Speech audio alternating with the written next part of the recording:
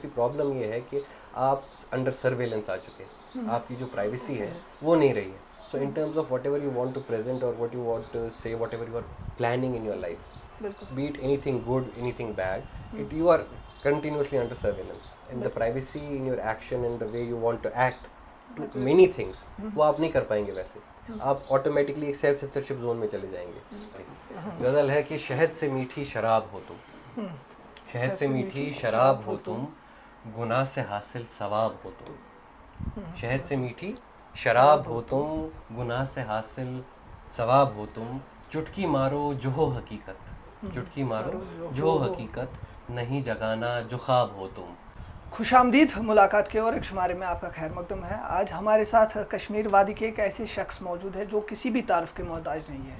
He is an educator, he is an film maker और moreover he is an social entrepreneur. और हमारे साथ इस वक्त मौजूद है सैयद मुदावर. बहुत बहुत शुक्रिया सर हमसे बात करने के लिए और हमें वक्त देने के लिए. सबसे पहले आपकी लाइफ जर्नी के बारे में जानना चाहेंगे. स्कूलिंग स्टार्ट कहाँ से किया आपने, कॉलेज कहाँ से किया, और फिर लाइफ में जब आप आगे बढ़े और फिर एजुकेशन सेक्टर में और फिल्म मेकिंग सेक्टर में कैसे आए? जी सबसे पहले तो बहुत शुक्रिया आपका मुझे यहाँ बुलाने के लिए. ऐसे तारुफ का मोहताज तो हूँ मैं, लेकिन आपने कहा कि मोहताज नहीं हूँ. नहीं सर, बहुत बहुत जानते हैं आपको. आप बिल्कुल भी नहीं जहाँ तक मेरा अंदाज़ा है. तो शुरुआत जो थी एजुकेशन बेसिकली यहीं श्रीनगर से हुई है. Most of my education has been from Srinagar. पहले आरपी स्कूल से स्कूलिंग हुई, फिर एसपी हायर सेकेंडरी में हायर सेकेंडरी, फिर अमर सिंह कॉलेज में कॉलेज, फिर कश्मीर यूनिवर्सिटी में, फिर यूनिवर्सिटी का दौर रहा. और उन्हीं एक्सपीरियंसेस के बीच में मैं दिल्ली भी चला गया था, जहाँ पे कभी किसी वक्त मुझे सिविल सर्विसेज का जुनून तारी हो गया था. अच्छा. तो उस ड्यूरिंग भी एक एक्सपोजर अलग सा एक्सपीरियंस रहा, because it was not just about education, but we shift towards other things in life as well. वहाँ जाकर मेरे वारिया चीज़ जब मैं ये महसूस गसान किया. तो फिर थ्रू दैट एक्चुअली एक अलग चीज़ स्टार्ट हुई, that I thought that media could be used for other things as well, because social media नया नया था, यूजेज नया नया था. हालांकि बहुत पहले आ चुका था, लेकिन अब स्पीड अप हो चुकी थी. तो फिर सोचा कि सोशल मीडिया के ज़रिए कैसे डिफरेंट चीज़ों को कन्वे किया जाए लोगों को. तो it was at that point a reformative thing with in my self, because I was shaping my self भी उस टाइम पे. तो फिर उस टाइम पे आई केम बैक, थॉट कि नहीं जी कुछ करना पड़ेगा ऐसा.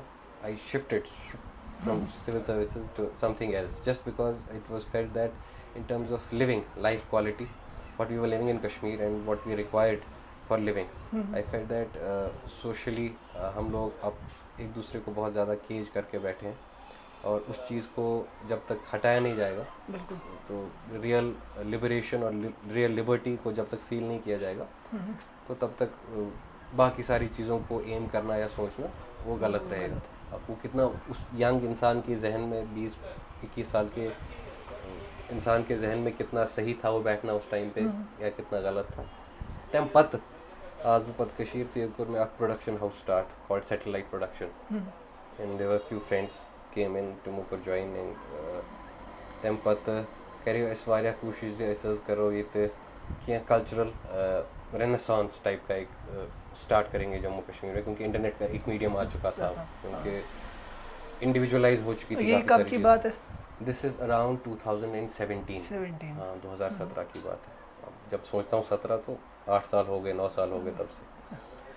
तो उसके बाद ही फिर I thought that there were a few music videos that I had conceived और थॉट. आई कुछ लिरिक्स लिखे थे, फिर कंपोज किए. कुछ दोस्तों ने बहुत ज़्यादा साथ दिया उस ड्यूरिंग, और उनकी मदद से फिर हमने वो एक म्यूज़िक वीडियो बनाया. हालांकि 2 साल लगे वो बनाने में, क्योंकि अभी मेरी डिग्री भी नहीं आई थी जर्नलिज्म में और मास कम्युनिकेशन फिल्म मेकिंग में उस तरीके से. यूपीएससी आपने यूनिवर्सिटी के बाद किया था या उससे पहले फिर मास कम किया? उससे पहले जी.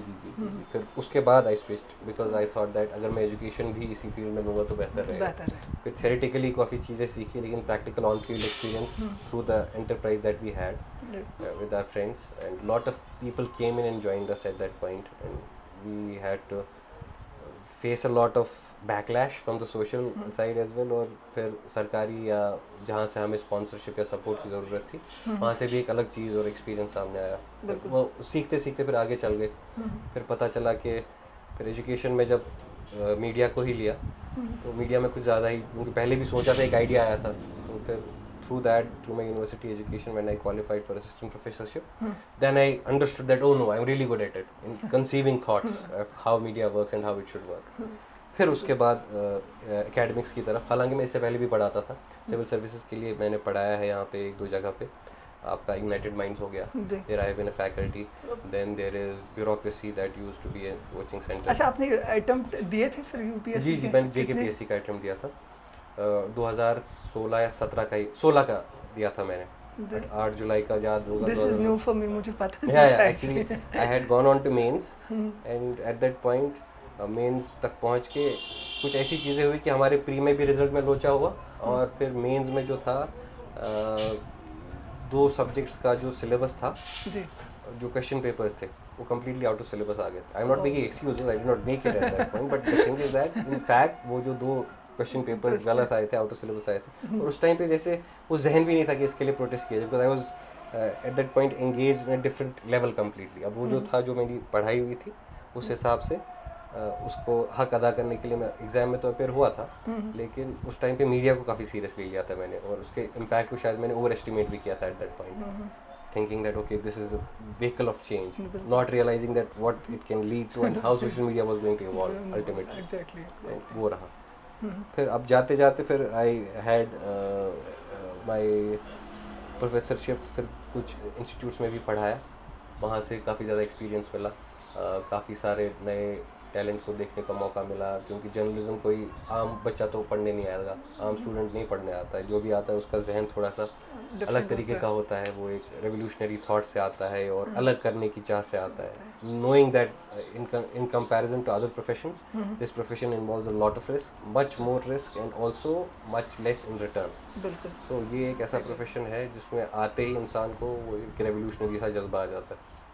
सो वैसी चीज़ों से डील करके, seeing what students are capable of, I also got to learn, I also got that experience of teaching at the university, तो thought process काफ़ी उसकी वजह से बढ़ गया। तो फिर अब मीडिया पे ऐसे नज़र रखना कि कैसे ग्रो कर रहा है और कहाँ जा रहा है, उसमें शौक घुस गया। साइमल्टेनियसली फिर यहाँ से म्यूज़िक वीडियोस वगैरह वो सारे चलते रहे, वो भी पैरेलल। चूँकि आप काफ़ी सालों से पढ़ा रहे हैं जर्नलिज्म फील्ड में, तो ट्रेनिंग कितनी ज़रूरत है आपके हिसाब से? Because mass comm is the only profession where you don't need any sort of certificate job करने के लिए, कहीं पे काम करने के लिए।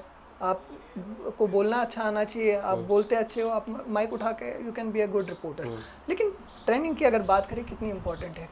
ट्रेनिंग बहुत जगहों पे इम्पोर्टेंट है, 2 तरीके से इम्पोर्टेंट है। एक तो आपका स्किल सेट जो है उस पर काम होता है, और साइमल्टेनियसली आपका जो मेंटल सेटअप है। देखिए, आप इस वक्त आप जब मीडिया को देखते हैं तो बहुत अलग तरीके का मीडिया हो चुका है, लेकिन प्रिंसिपली जो आपकी एजुकेशन है वो आपके मीडिया के प्रैक्टिकल से कितना दूर है, वो एक आइडियल वर्ल्ड है आपकी मीडिया एजुकेशन। लेकिन अगर आप उसको साथ लेकर चलेंगे, so as a media person you will be able to find that balance and neutrality in your approach towards journalism and covering issues and thinking about issues. वो बहुत इंपॉर्टेंट होता है।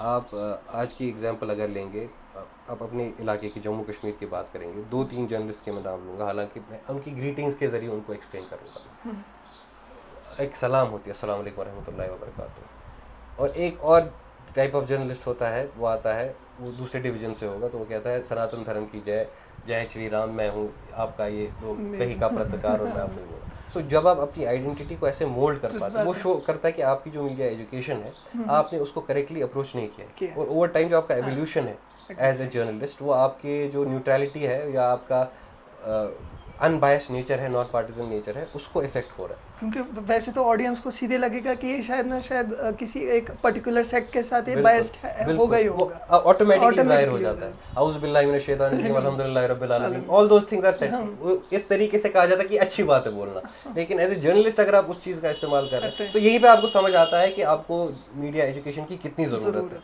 किस तरीके से ज़रूरत। और ऐसी चीज़ों के ज़रिए जो ये सोशल मीडिया पे ऐसी बातें होती है, तो इस वजह से आपके जो आम जहन भी है ना, वो भी वैसे इफेक्ट होते हैं। आप लोग अपने लोगों को एक false sense of pride present करते हैं ऐसी चीज़ें बोलने में, हालांकि आप दूसरे लोगों को इस तरह से कम्प्लीटली अलहदा कर देते हैं अपने आप से।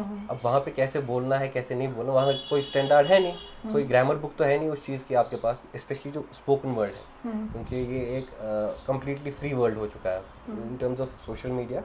तो इस यहीं पर मीडिया एजुकेशन का काफ़ी ज़्यादा रोल है, और as a journalist and as a consumer as well, where you have to, आजकल के टाइम पे जहाँ पे आर्टिफिशियल इंटेलिजेंस है, डीप फेक्स है, तो आप कैसे डिसाइफर करेंगे कि जो इन्फॉर्मेशन जो वीडियो आप देख रहे हैं वो सही है कि नहीं है, ऑथेंटिक है कि नहीं है। रिसेंटली आप लोगों ने इतने वॉर्स देखे, अभी हम वॉर के एरा में चल रहे हैं, हालांकि बोल रहे कि वॉर का एरा नहीं, तो जितने वीडियोस आपके सामने आए, कितने लोगों ने कितनी गलत बातों पे यकीन किया होगा। एआई जनरेटेड वीडियोस वो तो लगते भी नहीं है एआई, बिल्कुल नहीं लगते, और जब तक आपको वो आंख नहीं होगी मीडिया वाले की, आप डिटरमाइन नहीं कर पाएंगे उस चीज़ को, नहीं हो पाता है। तो उस हिसाब से तो मीडिया एजुकेशन अब खाली जर्नलिस्ट तक महदूद नहीं है, अब इसकी रिक्वायरमेंट आपको एक एलिमेंट्री लेवल पे हर किसी बच्चे को देनी पड़ेगी। सो मीडिया लिटरेसी इज समथिंग, ये मेरी ज़रूरत है, and it is not just in Jammu Kashmir, it's all across the globe now, it's required. Mojo journalism पे अगर बात करें, मोजो जर्नलिज्म के साथ साथ जो सोशल मीडिया एक रेवोल्यूशन आया है पूरे वर्ल्ड में, चाहे आरजेज हो, उनका तो वैसे कुछ काम है नहीं सोशल मीडिया पे, लेकिन उनको भी लोग जानने लगे हैं थ्रू सोशल मीडिया ही,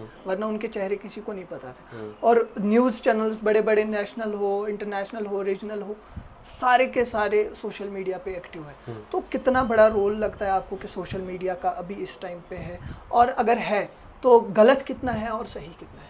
देखिए, इसके जैसे आपने कहा गलत कितना है और सही कितना है, बिल्कुल सही, आपने सवाल ही सही कहा, क्योंकि गलत भी है, और गलत हद से ज़्यादा है, और सही भी बहुत हद से ज़्यादा है, और वो फ़र्क करना कि कहाँ पर आप इसको सही मानेंगे या गलत मानेंगे, वो एक सवाल बन जाता है। क्योंकि जो लेगेसी मीडिया है हमारा, उसकी रीच जो है, एक तो हालांकि है लेगेसी है उनकी अपनी, एक स्टैंडर्ड क्रिएट किया है उन्होंने, और उनकी अपनी रीच है, ऑथेंटिसिटी, क्रेडिबिलिटी जो एक हद तक थी, एक वक्त तक थी। लेकिन विद सोशल मीडिया ऐसा हो सकता है, ऐसा पॉसिबल हो रहा है कि जो इश्यूज़ मीडिया कवर ना करना चाहे, जहाँ पर नेचुरली आपको एक फ़िल्टर मिल जाता है, जहाँ पर आपको एडिटरशिप के ज़रिए, यहाँ पर एडिटर चूज़ करता है कि उसको कौन सी स्टोरी प्रेजेंट करनी है, वहाँ पर सिटीज़न के पास एक पावर है कि अगर उसके साथ नाइंसाफ़ी हो रही है, अन्याय हो रहा है, तो वो अपनी आवाज़ सामने रख सकता है। लेकिन इसके कॉन्स भी बहुत ज़्यादा है। अगर आप इसको एक चैलेंज, एक बून कहते हैं, बून है बेशक है, लेकिन साइमल्टेनियसली प्रॉब्लम ये है कि आप अंडर सर्वेलेंस आ चुके हैं, आपकी जो प्राइवेसी है वो नहीं रही है। So in terms of whatever you want to present और what you want to say, whatever you are planning in your life, be it anything good, anything bad, you are continuously under surveillance, and the privacy in your action and the way you want to act to many things, वो आप नहीं कर पाएंगे वैसे, आप automatically एक self censorship zone में चले जाएंगे। सो जो आपका डिस्कोर्स है वो ऐसे शेप हो रहा है कि you can not be completely at a place where you can be at loggerheads with something that is in power. आप नहीं कर सकते, आप चाह के भी नहीं कर सकते, और आप करेंगे आप बिल्कुल आ जाएंगे। सो इन टर्म्स ऑफ प्राइवेसी, आपकी प्राइवेसी कम्प्लीटली इरोड हो चुकी है। उसकी वजह से ये है कि आपका सोशल कोहेजन जो है वो नहीं बन पा रहा है, आप इंडिविजुअलाइज हो चुके हैं, और उस इंडिविजुअल वर्ल्ड में आप अपनी ज़िंदगी जो है ऐसे जी रहे हैं कि आप अपने फ़ोन पे बहुत ही लिबरल ज़िंदगी जी रहे हैं, आप रील स्क्रॉल कर रहे हैं, आप हज़ारों वीडियोस देखते हैं दिन में, ऐसा कंटेंट होता है जो आपकी सोशल रियलिटी नहीं है। आपका समाज बहुत ही ज़्यादा कंजर्वेटिव है, उसके बरखिलाफ़ आप अपने स्क्रीन पे ऐसी कॉन्वर्सेशंस कर रहे हैं, ऐसी ज़िंदगी जी रहे हैं जो कम्प्लीटली कॉन्ट्रास्टिंग। और बहुत बार मैंने ये भी देखा है, उन रियलाइज़ भी करा है, खुद भी पहले मैं करता था, जब सोशल मीडिया पे ज़्यादा टाइम स्पेंड करते थे, उन खुद भी फिर पता ही नहीं होता था कंज्यूम कर क्या रहे हैं। सही बात है, तो वो होता है, वो भी एक बहुत बड़ा ड्रॉबैक सोशल मीडिया का।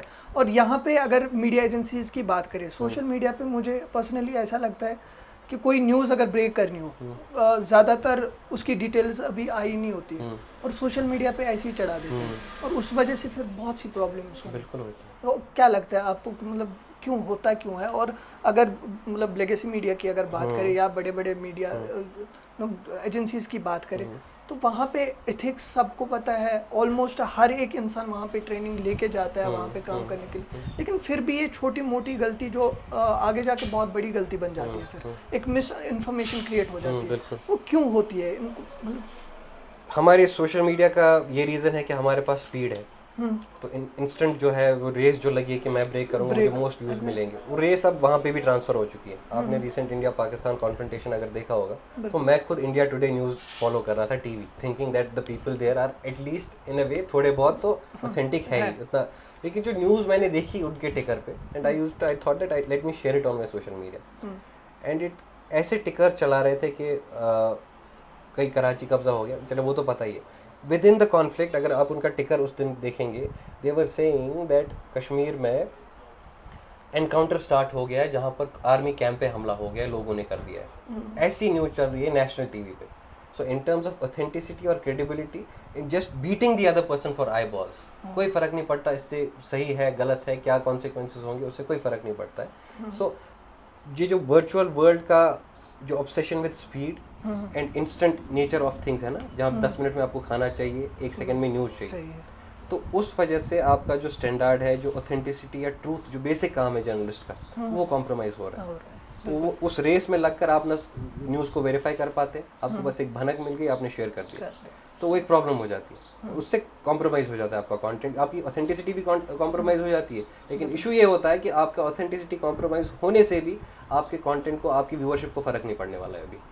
क्यों नहीं फ़र्क पड़ने वाला है? क्योंकि लोगों के पास अपने एक बायसेस है, सेट ऑफ बायसेस है, सेट ऑफ आइडियोलॉजीज़ है, सेट ऑफ बिलीव्स है, जिनको अगर आप केटर कर रहे हैं, अगर आप उनको बोले भाई साहब आपकी सोच बहुत सही है, तो वो बिल्कुल वही आपको देखेंगे, वो और ज़्यादा देखेंगे और आपके झूठ को इतना चलाएंगे कि आपका झूठ बोलते बोलते सच कर देंगे। अगर J&K की बात करें, यहाँ की मीडिया की, पर्टिकुलर यहाँ की मीडिया की बात करेंगे, बीइंग एन एजुकेटर, कहाँ पे लगता है कि यहाँ के जो जर्नलिस्ट है, जो मीडिया एजेंसीज है, वो बेहतर कर सकती है? वो एक बहुत बेसिक मिस्टेक कर रहे हैं अभी के टाइम पे, अगर आपको कुछ ऐसा लग रहा हो। मैं आपसे कहूँगा ड्यू टू कन्वर्जेंस बहुत सारे मीडिया हाउसेस को सोशल मीडिया पे आना पड़ा है। एग्जैक्टली। आपको मालूम होगा कि हमारा सबसे एक ही बड़ा अखबार हुआ करता था, वो है ग्रेटर कश्मीर। बिल्कुल। ग्रेटर कश्मीर के वीडियोस जो आते हैं ना, अगर आप उन्हें देखेंगे ना, उनकी जो शॉर्ट फॉर्म वीडियोस आते हैं उर्दू में आते हैं। So in terms of standard there is no standard left any more. So वहाँ पर अपनी नीश क्रिएट करना और लोगों को ऑफर करना ऐसी चीज़ जिसके लिए आप जाने जाते हैं। ग्रेटर कश्मीर इंग्लिश न्यूज़पेपर है, तो उनका कंटेंट किस ज़बान में होना चाहिए? इंग्लिश में होना चाहिए। तो आपके जो यहाँ से बच्चे निकल रहे हैं, जिनको इंग्लिश लैंग्वेज में ज़्यादा प्रोफिशिएंसी है, जो चाहते हैं कि वो इंग्लिश में बात करें और वो ग्लोबल लैंग्वेज है, उसके through audio visual content create करें, तो उनकी स्पेस काफ़ी ज़्यादा कम है वहाँ पर, क्योंकि उनकी स्टोरीज़ नहीं चलेंगी। और यहाँ पर आपका जो फिर उर्दू वाला सेक्शन है, उर्दू में भी कश्मीरी है या नहीं है, वो मुझे समझ नहीं आता, वो मैटर ऑफ चॉइस हो जाता है। वो कौन इस्तेमाल कर रहा है, कैसे कर रहा है, वो भी एक सवाल खड़ा होता है। So in terms of language proficiency, वो एक देखना होगा जहाँ पे कंपार्टमेंटलाइज करना पड़ेगा आपको अपना कंटेंट, वहाँ पे एक चीज़ है। साइमल्टेनियसली आपका जो मीडिया की तरफ अप्रोच है, where I think I would appreciate your ये वाला एंडेवर भी, कि आपने ये ऑफिस सेटअप किया है जहाँ पर आप different variety of programs create करने की कोशिश करें। So in terms of variety, you just don't need everybody going out there और बिग ब्रेकिंग न्यूज़ ये है कि 12 दिन की छुट्टी अनाउंस कर दी गई है। एग्जैजरेशन बहुत होती है। Breaking news, big breaking news ये है कि 12 दिन की छुट्टी अनाउंस कर दी गई। सो दिस इज नॉट। मैं नाम नहीं लूँगा, कल एक सकीना यतू की जानिब से एक बोला गया था कि जो एजुकेशन बार रखा गया है मैरिज असिस्टेंट स्कीम में, तो वो हम हटाने की कोशिश करेंगे। तो मैं एक देख रहा था, वो पहले बोल रहा है कि अब सारी औरतों को कश्मीर वादी में 75,000 रुपये मिलेंगे। मतलब लोग तो पागल हो जाएंगे ना पहले ही देख। फिर वो बोलता है असल में बात क्या है, वजह सिर्फ इतनी थी, अपडेट खाली 1 मिनट का था, उसने 6 मिनट का वीडियो बना दिया। बहुत बड़ा एग्जैजरेशन होता है कश्मीर में। अगर टेक्नोलॉजी की बात करेंगे, सोशल मीडिया यहाँ पे भी आता है, टेक्नोलॉजी की वजह से कितना आपको लगता है कि जर्नलिज्म में फ़र्क आया है? टेक्नोलॉजी की वजह से जर्नलिज्म में फ़र्क तो बहुत ज़्यादा आया है ना, बहुत ज़्यादा आया है। इस वजह से आया, इस तरह आया है कि अब कोई भी लेगेसी मीडिया, जैसे आपका अखबार हो गया, वो खालिस अखबार नहीं है, आपका टीवी चैनल जो हो गया वो खालिस टीवी चैनल नहीं है। सो हर किसी को डिजिटल होना पड़ रहा है। बिल्कुल। सो टेक्नोलॉजी मजबूरी है और ज़रूरत भी है। सो आपकी जो टेक्नोलॉजी होती है एक पर्टिकुलर मोमेंट ऑफ टाइम पे, वो आपकी सोसाइटी को रिफ्लेक्ट करती है। ये मैं नहीं कह रहा, ये बात करते हैं मार्शल मकलूहन, तो उनकी ये बात है कि medium is the message. Ultimately जो ह्यूमन एवोल्यूशन है अभी तक जो हुआ है, जिस स्टेज पर है हम अभी, जो ज़िंदगी जी रहे हैं, तो वो है हमारी टेक्नोलॉजी की वजह से। हमारी जिस पॉइंट पे जैसी टेक्नोलॉजी है, वो टेक्नोलॉजी हमारे वक्त को डिफाइन करेगी। तो अभी हमारे पास सोशल मीडिया है, बिल्कुल फ़र्क नहीं पड़ता आप सोशल मीडिया का कैसे यूज़ कर रहे हैं, आप इंटरनेट पे क्या देख रहे हैं, आप इसका इस्तेमाल कर रहे हैं, ये काफ़ी है कि आपके वक्त को ये आपके वक्त को रिप्रेजेंट करेगा। तो यही सोशल मीडिया लेगेसी मीडिया को भी इफ़ेक्ट करेगा। ये इंस्टेंट डिस्पर्सल ऑफ न्यूज़ करेगा, इंस्टेंट इसने हर एक ख़बर को और हर एक ख़बर वाले को एक हॉकर बना दिया। आपके घर में सुबह अखबार फेंकने आता था ना एक बंदा, हाँ। अभी भी आता है कुछ घरों में, लेकिन कम अब घरों में। आपका फ़ोन जो है जिसपे एक नोटिफिकेशन आता है हर अफेयर पे, जो आपको सेंड करता है कौन, एक न्यूज़ ऑर्गेनाइजेशन। तो वो एक हॉकर बन गया है, हर एक खबर आप पे फेंकता है ऐसे नोटिफिकेशन के थ्रू और आपकी फीड में भी आता रहता है। बिल्कुल। सो इंस्टेंट हो चुकी है हर एक चीज़ आपकी लाइफ में। So the speed of journalism has increase, simultaneously the space for fake news has increase, miss information has increase, propaganda has increase. और सोशल मीडिया की वजह से क्या हो गया है कि आप एक सच को सच की तरह नहीं देखते, आप सच को देखते एक आइडियोलॉजिकल पर्सपेक्टिव से। अगर कोई इवेंट होता है, कोई घटना घटती है, तो ऑटोमेटिकली आप एक पोजीशन ले लेते हो उसके लिए, और उस पर आप जो उस पोजीशन दूसरी पोजीशन लेता है उसके खिलाफ लड़ना स्टार्ट करते हैं। तो एक पोलराइजिंग इफेक्ट है सोशल मीडिया का, क्योंकि वो अगर आप पॉलिटिकल एंगल से देखेंगे किसी इवेंट को, तो आप अगर किसी पार्टी को सपोर्ट कर रहे हैं, आप इस तरीके से सपोर्ट करेंगे कि आप जान दे देंगे उसके लिए सोशल मीडिया पे।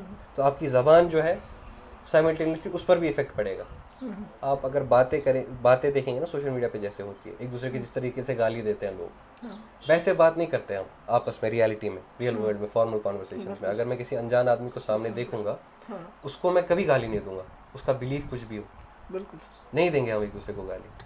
सोशल मीडिया पे ये एम्बिग्विटी और इस तरीके से आप अगले इंसान को ट्रीट करते हैं कि आपको लगता है कि आपको आपकी एक्शन का कोई कॉन्सिक्वेंस नहीं। और इस वजह से बहुत लोगों को नुकसान भी उठाना पड़ा है। रिसेंटली एक इन्फ्लुएंसर थी, वो एक लड़की, शर्मिष्ठा शायद नाम था, कोलकाता में उनका केस चला था, फिर उन्होंने ऑफेंड किया था प्रॉफिट के नाम पे, तो फिर FIR फाइल हुआ था उनका। तो वो दिखाता है आप, क्योंकि आपको वो सेंस ऑफ फिल्टर नहीं है, आपको लगता है कि आप एक ऐसे कुछ भी कहेंगे तो उससे कोई फर्क नहीं पड़ने वाला। ये पावर है सोशल मीडिया को। लोग 2-4 ताली बजाएंगे तो ठीक है, मैं हैप्पी हूँ। गालियाँ जो पढ़ती रहे उससे भी मुझे वो सेंस ऑफ वायरलिटी जो है, मैं फेमस हूँ, मुझे लोग देख रहे हैं, उसके कॉन्सिक्वेंसेस भी आ जाते हैं। So that is somehow the pros and the con simultaneously. जब केस होता है रियलिटी में होता है तो वो एक फर्क पड़ता है। तो मजे में बोल देते हैं, लेकिन फंसते हैं असली में। बिल्कुल, तो वो ऑफेंस का सिस्टम है जो आप ऑफेंड कर रहे हैं बार बार, और वो ऑफेंस वो बेचारी हाईलाइट में आ गई एक इंसान, वैसे 1000 ऑफेंस एक सेकंड में होते हैं। बिल्कुल।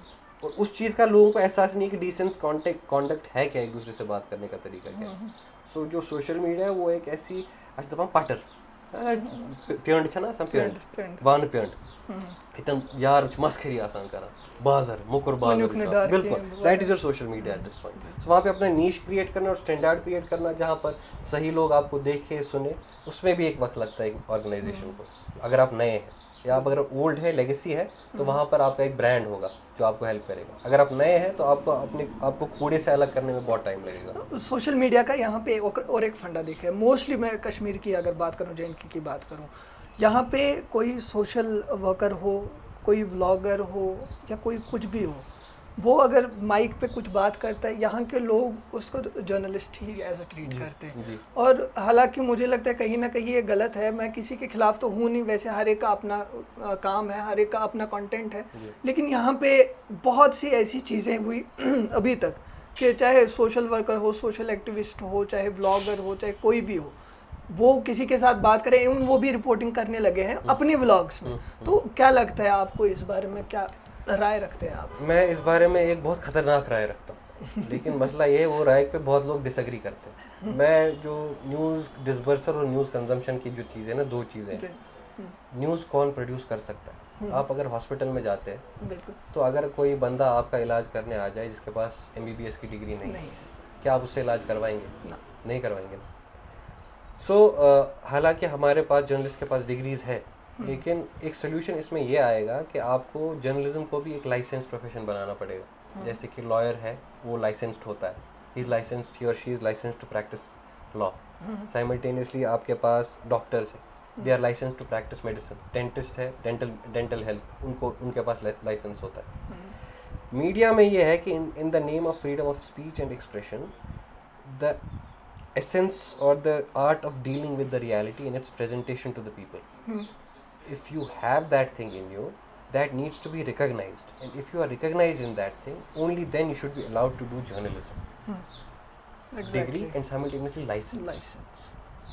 सिटीजन जर्नलिज्म एक ऑल्टरनेटिव स्पेस है, क्योंकि वहाँ पर कोई भी इशू को हाईलाइट कर सकता है, लेकिन एनालिटिकल पार्ट जो आता है, एनालिटिकल पार्ट जो है जहाँ पे रियलिटी को आपको प्रेजेंट करना है एज ए रिपोर्टर, जहाँ पर आप जाते हैं, वहाँ पर अगर कोई भी आ जाएगा तो फिर आपकी डिग्री का कोई फ़ायदा नहीं है। कोई भी कुछ भी बोलेगा, और कोई जो जितना गलत बोलेगा उसको उतने ज़्यादा व्यूज़ मिलेंगे आजकल के टाइम पे। ये टाइम है, अप्रिसिएशन उसको बहुत ज़्यादा मिलेगी। इसने बहुत अच्छा काम किया है। क्यों किया है?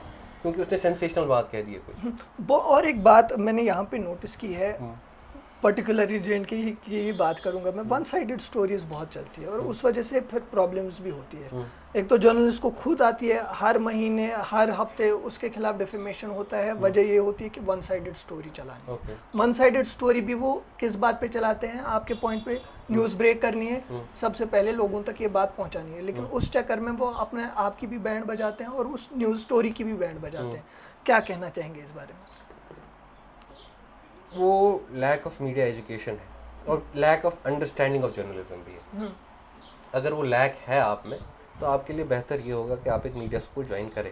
मीडिया एजुकेशन बहुत ज़्यादा ज़रूरी हो गई है आजकल के टाइम पे, इन terms of artificial intelligence, in terms of deep fakes, even in terms of content creation. It is very important. हालांकि आप सीख तो सकते हैं सब कुछ अपने घर से, यूट्यूब पे भी, लेकिन आपको एक यूनिवर्सिटी में अगर आप जाते हैं तो आपको स्किल नहीं मिलता, एक एथिकल माइंडसेट भी मिलता है। फिर वो आप तक होता है कि आप उसको किस हद तक फॉलो करेंगे। तो उसको फॉलो करना, पहले आपको केटर होना चाहिए, फिर एज ए प्रोफेशनल आपको वो फॉलो भी करना है। वो बहुत ज़्यादा ज़रूरी है ताकि आपको वो बैलेंस का समझ आए। अगर आपको बैलेंस का समझ नहीं आ रहा है तो आपको कोई ब्लेम भी नहीं कर सकता, आपको पता नहीं है बैलेंस क्या होता है। तो वो बैलेंस क्रिएट करना या बैलेंस होना आपकी स्टोरी कवरेज में, वो आपको एजुकेशन के थ्रू मिलेगा। So we have under educated और uneducated journalist that are who are practicing journalism here. कुछ साल पुरानी हम बात छेड़ते हैं यहाँ पे, जब हिजाब बैन के बारे में एक मसला उठा था बहुत ज़्यादा और आपने उसके खिलाफ बहुत आवाज़ उठाई थी। तब आप शायद कश्मीर में नहीं थे, आप बाहर थे। तो उस वजह से क्या आपको कॉन्सिक्वेंसेस, कुछ बैकलैशेस देखने को मिले थे उसके बाद, या उस बारे में जो भी आपके पॉइंट ऑफ व्यूज़ हो नाजरीन तक पहुँचाने के लिए? उस टाइम पे भी मैंने बहुत कोशिश ये की थी कि इस बात को समझाया जाए कि आपका जो गेटअप है as a woman, it is your right to choose what you have to wear. You want to wear nothing, that is your right. You want to cover your head, even that is your right. It's an individual decision. And morality and modesty is a subjective thing. आप universalise नहीं कर सकते morality या modesty को। क्यों नहीं कर सकते? स्पेशली जहाँ पर आपके पास एक मल्टीफेथ सोसाइटी हो। आप यूनिफॉर्म में आप हिजाब का कलर भी प्रेस्क्राइब कर सकते हैं ना, कोई कलर पे कोई दिक्कत नहीं है उसको। आप देखते हैं एक यूनिफॉर्म में होता है सेटअप। अगर आप पुलिस की यूनिफॉर्म देखेंगे, बिल्कुल ट्राउजर्स होते हैं एक कलर के, शर्ट होती है कलर करके, उनके पास कैप भी होता है। Cap is a part of uniform. तो जो प्रॉब्लम था वहाँ पे, वो यूनिफॉर्म को लेकर छेड़ना था मुसलमानों को। और जो इस टाइम पे जो इनकम्बेंसी है इंडिया की, that is hello bent on that. अगर आप इस वक्त के हिंदुस्तानी मुसलमान को देखेंगे, it is the worst they have lived since independence. आपको हिंदुस्तानी मुसलमान की हालत ऐसी है, चुकमुत बार पैटू खून ना sir, in terms of value you hold in this society. So that is all the consequence of politics.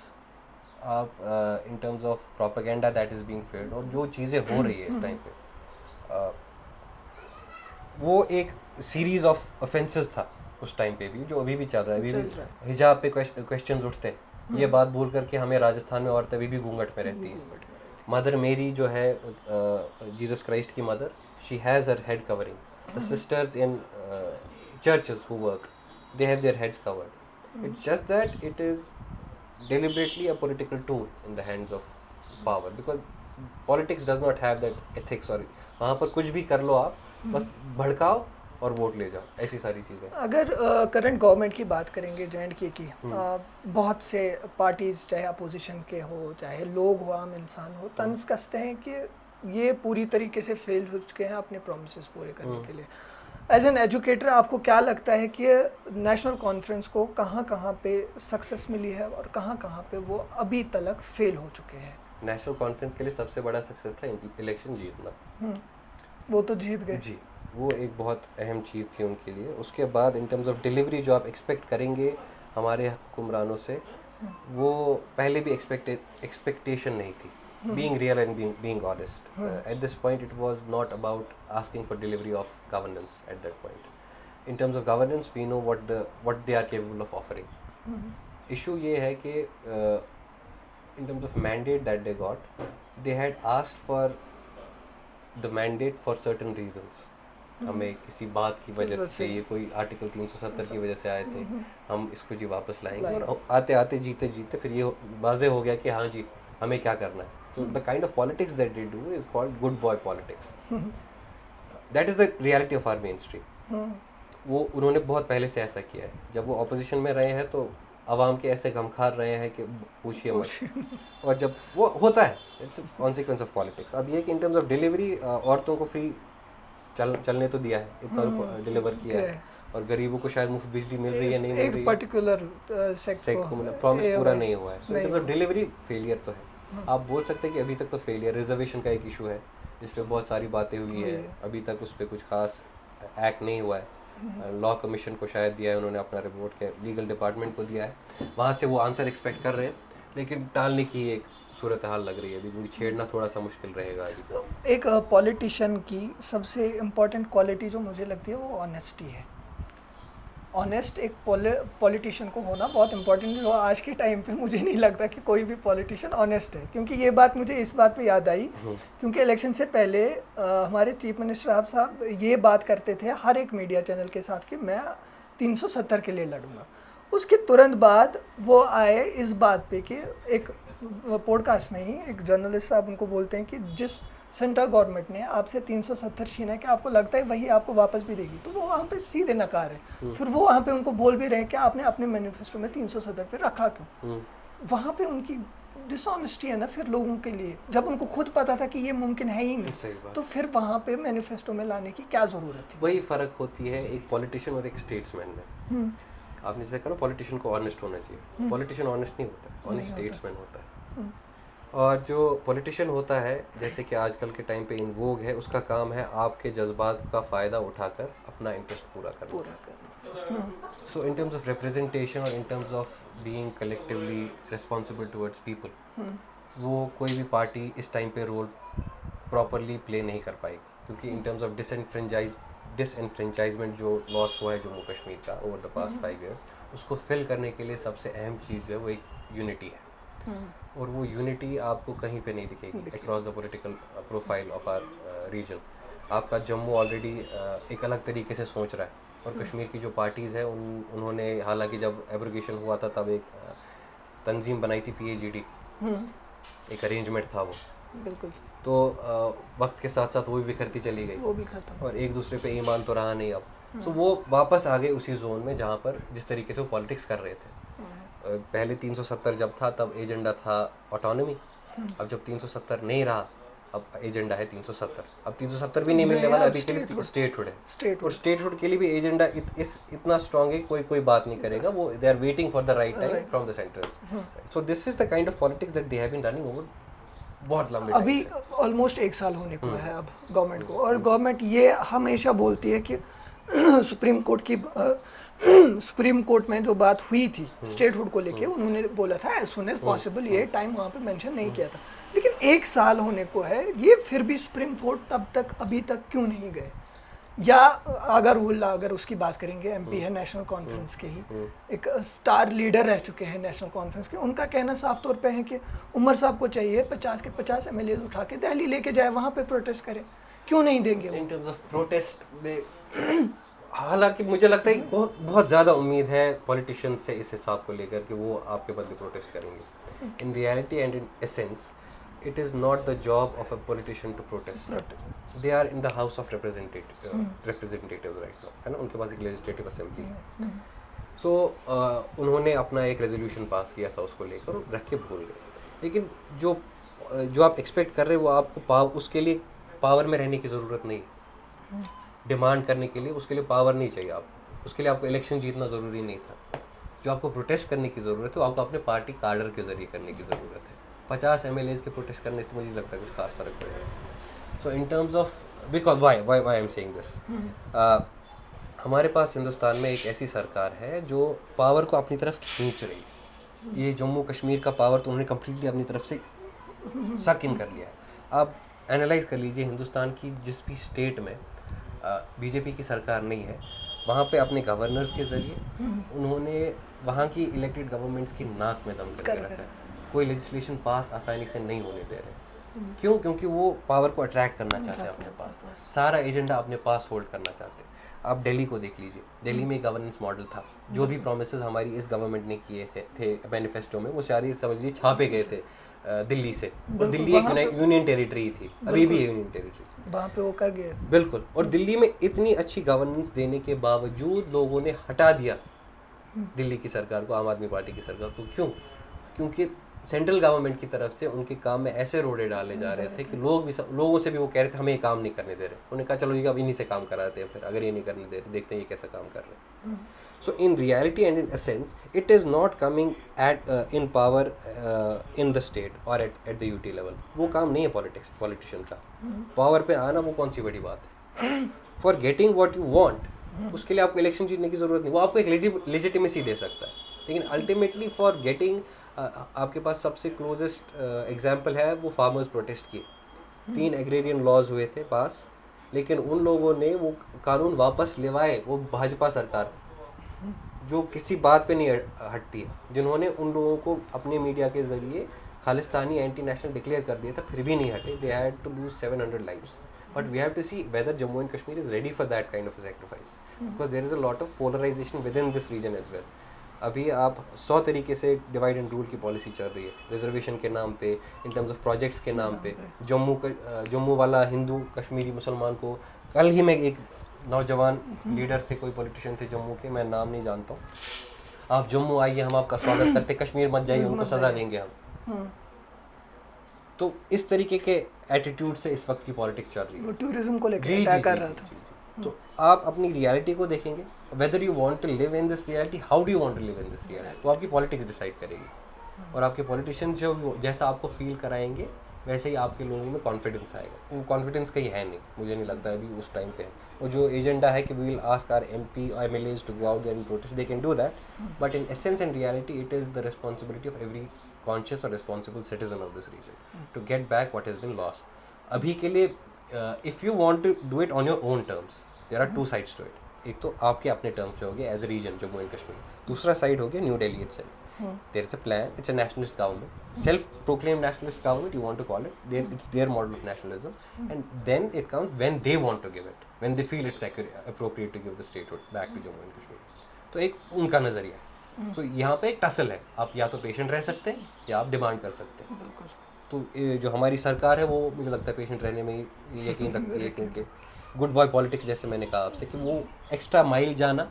आप देखेंगे हमारे जो हुक्मरान हैं उनको पहले गाड़ियाँ चाहिए थी, तनख्वाह में इजाफा चाहिए था, वैसी सारी चीज़ें चाहिए थी. तो वैसे इंसान से आप एक्सपेक्ट नहीं करेंगे उस सड़क में 40 डिग्री की धूप में बैठकर आपके हक के लिए आवाज़ उठाएगा. नहीं, उसका काम है AC में बैठना, अच्छे अच्छे कानून पास करना, वो भी जो हल्के हल्के में दे दे, बाकी अपनी ज़िंदगी आसानी से चलनी चाहिए.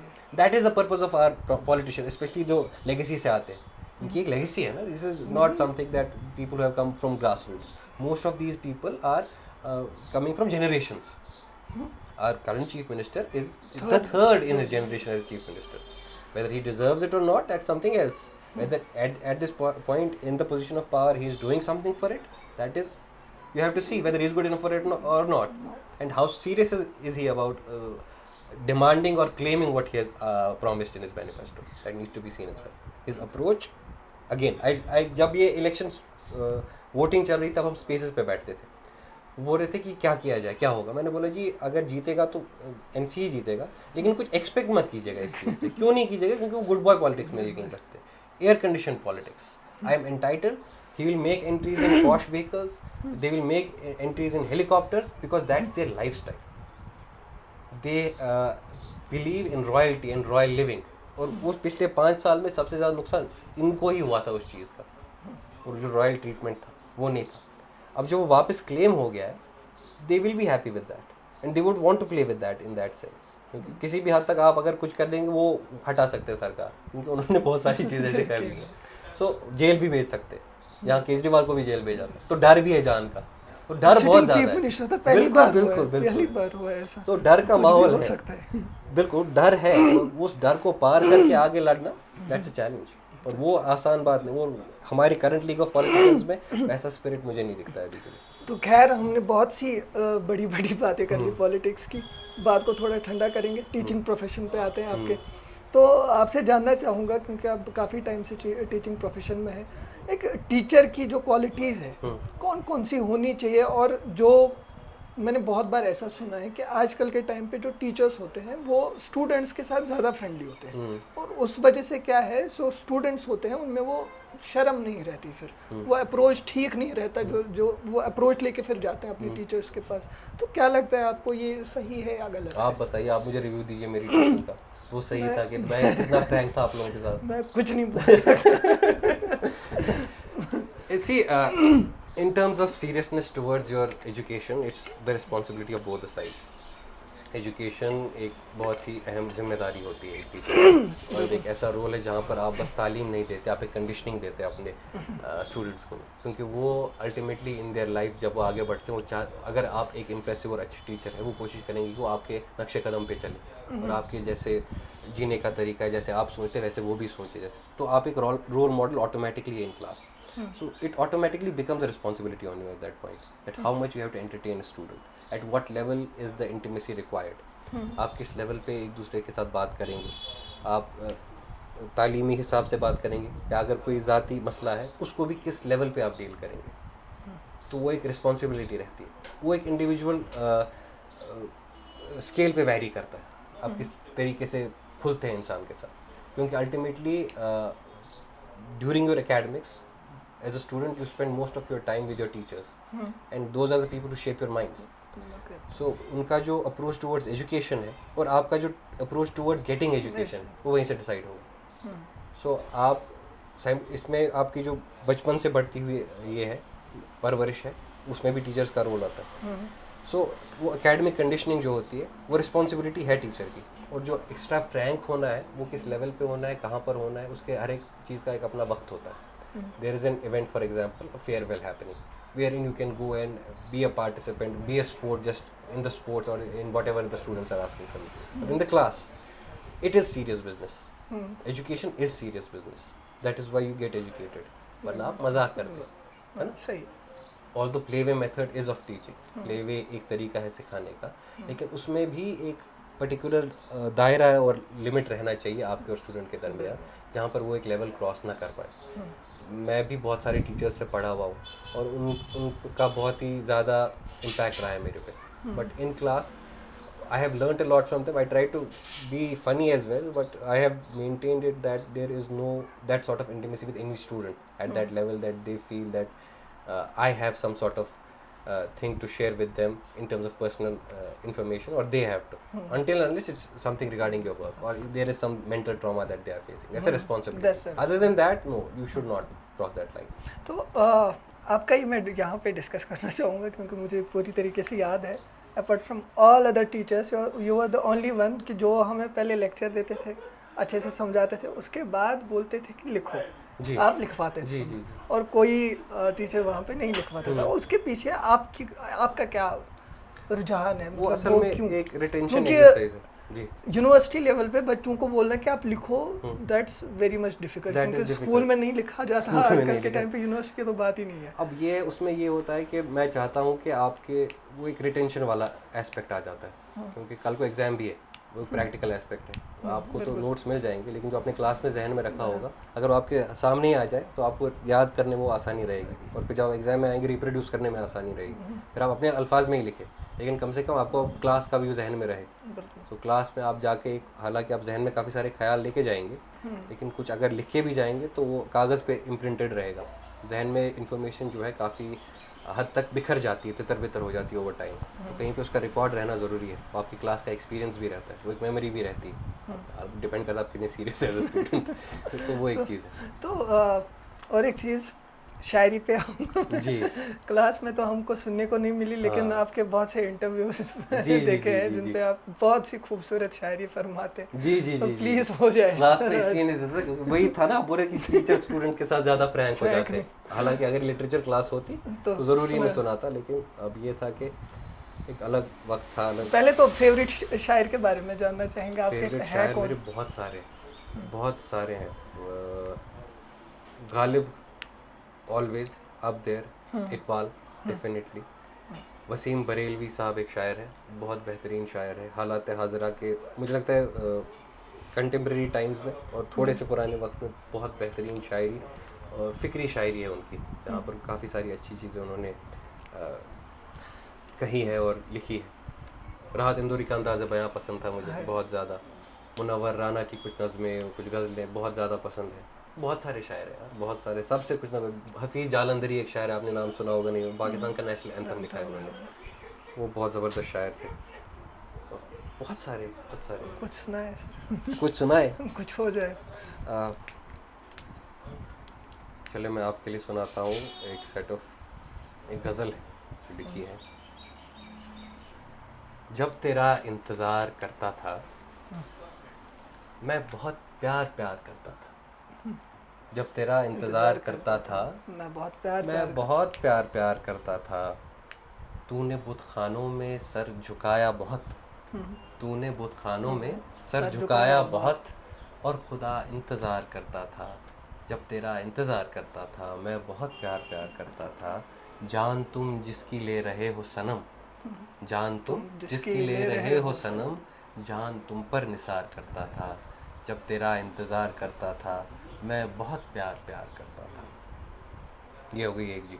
और कोई हुक्म? और एक सर अच्छा, तो और एक, चलिए जी, एक ऐसी गज़ल है जो मैं सुना ही नहीं है अभी तक किसी को। आपकी favourite, all time favourite favorite। ये भी और वो भी जो आप सुनाने जा रहे थे, और आपकी ऑल टाइम एक ये है जो मैं पता नहीं इसलिए नहीं शेयर करता हूँ कि सोशल मीडिया का मुझे भरोसा नहीं है कि ये चलेगी ये आपके कि खुद नहीं। की लिखी हुई है? जो इससे पहले इसमें वो भी मेरी थी। अच्छा, बोला नहीं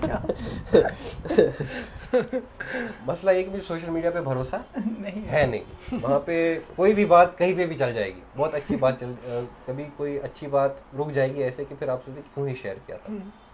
तो ये गज़ल बहुत अजीज़ है मुझे, इसलिए मैं, ये लंबी भी है। मैं तब तक अपनी वाली ढूंढता हूँ जब तक आप ये बिल्कुल मुझे भी मौका मिलेगा आज कुछ बोलने का। फिर आप एक काम कीजिए, पहले आप सुना दीजिए। नहीं सर, मुझे ढूंढना है, मुझे याद है, रहता नहीं है। अच्छा।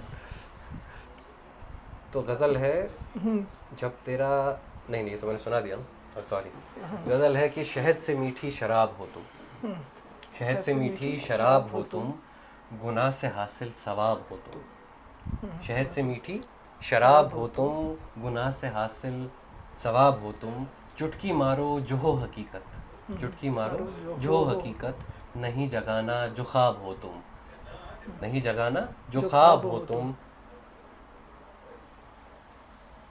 जो बज रहा है वो साज हो तुम, मुतरिब तुम ही हो रबाब हो तुम।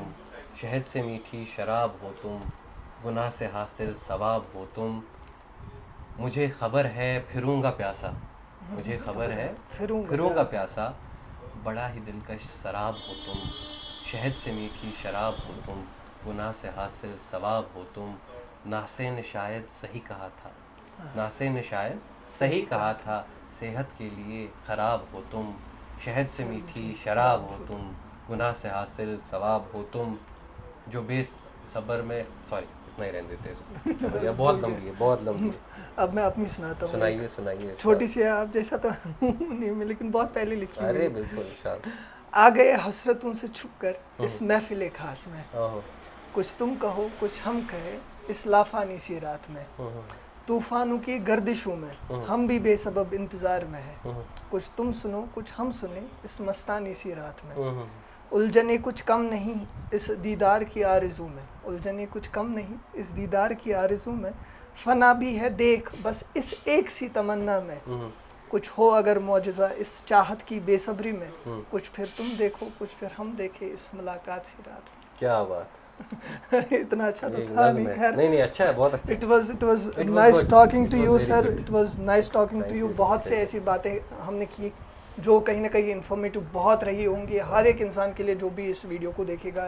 एंड प्लीज़ एंड तक देखिएगा, मैं तो एंड में ही बोल रहा हूँ लेकिन प्लीज़ देखिएगा। नहीं, एंड में स्टार्ट में क्रॉप करके डाल देना। वही करेंगे। At the end of this interview sir, कोई ऐसी सजेशन, कोई ऐसी नसीहत जो आप पूरे अवाम उन्नास तक पहुंचाना चाहते हैं, मोस्टली अगर यूथ के लिए हो, that will be much appreciated. Youth के लिए सबसे अहम, या हमारे लिए ये खुद को भी नसीहत ही है कि आप लोग एक दूसरे को बर्दाश्त करना सीखें, बहुत ज़रूरी है। हर एक चीज़, हर एक इंसान बर्दाश्त पैदा करे अपने आप में, और तालीम पे ज़्यादा फोकस करें। जी। Education is the key for everything. जितना आप एजुकेशनली स्ट्रॉन्ग होंगे, जितना आप मेहनत करेंगे, जितना आप सीखेंगे, उतना बेहतर। कोई भी फील्ड हो, कोई फ़र्क नहीं पड़ता। लेकिन मैं एजुकेशन यही बात कहूँगा कि तालीम से दिल लगा के रखें, उसको पकड़ के रखें। वो बज़ाहिर फॉर्मल एजुकेशन ना हो, लेकिन किताबों से या अच्छे ख़यालों से, अच्छी चीज़ों से रग़बत रखें और वहाँ से फैज़ हासिल करते रहें, क्योंकि आपका समाज फिर वही वैसे ही बनता है, डिपेंड करता है आपकी तालीम अभी कैसे। तो एंड बोला था, लेकिन यहाँ पे और एक बात ऐड करना चाहूँगा, चूँकि रीडिंग की अगर बात करें इस टाइम पे, अगर रीडिंग करते भी है मोस्ट ऑफ द टाइम्स, जो यूथ है, जो जवान है, जो अडल्ट भी नहीं है, 18 ब्लो ही है, वो मोस्टली फ़ोन से पढ़ना शुरू किया है उन्होंने। और उस वजह से क्या होता है, अगर उनको वैसे अगर बुक से वो 1 घंटा पढ़ पाते, फ़ोन से वो खाली 20 मिनट या 15 मिनट पढ़ पाते, तो बुक से रीडिंग करने में वो कितनी हेल्पफुल है एक स्टूडेंट के लिए। मैं तो रीडिंग पे ही फोकस करूँगा, क्योंकि रीडिंग इन एसेंस इफ़ेक्ट हुई है सोशल मीडिया के आने से, क्योंकि अटेंशन स्पैन जो आपका कम हो गया है, 0.08 सेकेंड्स रह गया एक इंसान का अटेंशन स्पैन। तो उसमें ऑडियो विजुअल का इफ़ेक्ट है, टेक्स्ट का नहीं। टेक्स्ट आप कहीं से भी पढ़ें, आप किताब से पढ़ें या आप स्क्रीन से पढ़ें, इशू ये है कि आपको बीच में डिस्टर्बेंस नहीं होना चाहिए। बीइंग आप टेक्स्ट अगर ख़त्म कर रहे हैं पेपर से, तो आप पेपर भी बचा रहे हैं, इको फ्रेंडली एक चीज़ है वो। लेकिन रीडिंग का जो एस्पेक्ट है, उसको कैसे बरकरार रखना है, वो एक चैलेंज है, क्योंकि वो उसके लिए ऑडियो विजुअल कंजम्पशन आपको कम करना पड़ेगा, थोड़ा बहुत सब्र करना पड़ेगा, क्योंकि किताब आपसे बात कर रही है। किताब में उसके अल्फाज जो आप कह रहे हैं, उनके लिए सब्र पैदा करना, वो एक हुनर भी है, उसमें एक अपना लुत्फ़ भी है। वो एक वो फीलिंग आप होल्ड कर पाते हैं।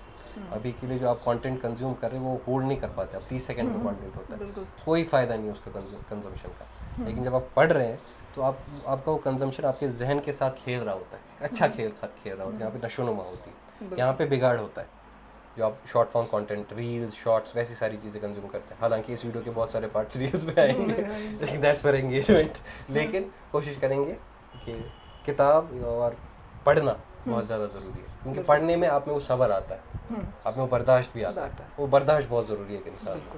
बिल्कुल। बहुत बहुत शुक्रिया सर, हमसे बात करने के लिए और हमें वक्त देने के लिए, अपने बिजी शेड्यूल से हमें वक्त देने के लिए। इनफैक्ट सईद मुदावर सर हमारे साथ अभी मौजूद थे। इनफैक्ट मैं पहले नहीं कहा, मेरे टीचर रह चुके हैं यूनिवर्सिटी में, इनके अंडर जो भी सीखा है थोड़ा बहुत काम आ रहा है अभी।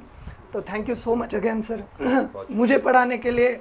जिन स्टूडेंट्स को भी आपने पढ़ाया, हर एक स्टूडेंट कुछ अच्छा ही कर रहा है, जितने भी मेरे टच में है। तो थैंक यू सो मच उनके बिहाफ पे भी। और कई सारे ऐसे सवालात हमने सर से किए जो कहीं ना कहीं इन्फॉर्मेटिव हर एक इंसान के लिए, चाहे बच्चा है, चाहे नौजवान है, चाहे बुज़ुर्ग है, हर एक के लिए जनरल इन्फॉर्मेशन जो है, ये वीडियो उन सब के लिए रहेगा। और उम्मीद करता हूँ अपना प्यार इस वीडियो को देंगे, आप शेयर अपने दोस्तों अहबाब के साथ ज़रूर करेंगे, लाइक करेंगे, कमेंट करेंगे, और बिलखुसूस अपनी दुआओं में हमें याद रखेंगे। अपने मेज़बान अनायत बे को दीजिए इजाज़त। फ़ी अमान अल्लाह।